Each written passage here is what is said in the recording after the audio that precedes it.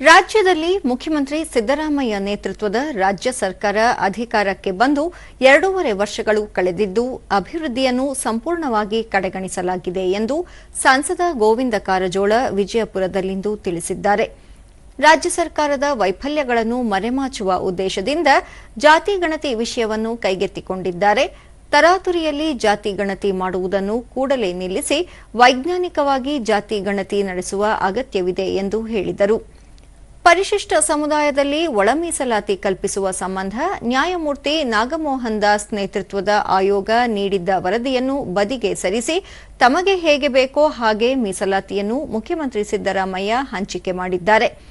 ಇದರಿಂದ ಅನೇಕ ಸಣ್ಣ ಸಣ್ಣ ಜಾತಿಗೆ ಅನ್ಯಾಯವಾಗಿದೆ.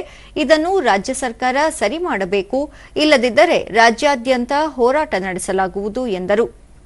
ಪರಿಶಿಷ್ಟ ಸಮುದಾಯದ ಅಭಿವೃದ್ಧಿಗೆ ಮೀಸಲಿಟ್ಟ 38,000 ಕೋಟಿಗೂ ಅಧಿಕ ಮೊತ್ತವನ್ನು ಅನ್ಯ ಯೋಜನೆಗಳಿಗೆ ಬಳಸಿಕೊಳ್ಳುವ ಮೂಲಕ ಈ ಸಮುದಾಯದ ಅಭಿವೃದ್ಧಿಯನ್ನು ಸಂಪೂರ್ಣವಾಗಿ ಕಡೆಗಣಿಸಲಾಗಿದೆ ಎಂದು ತಿಳಿಸಿದರು.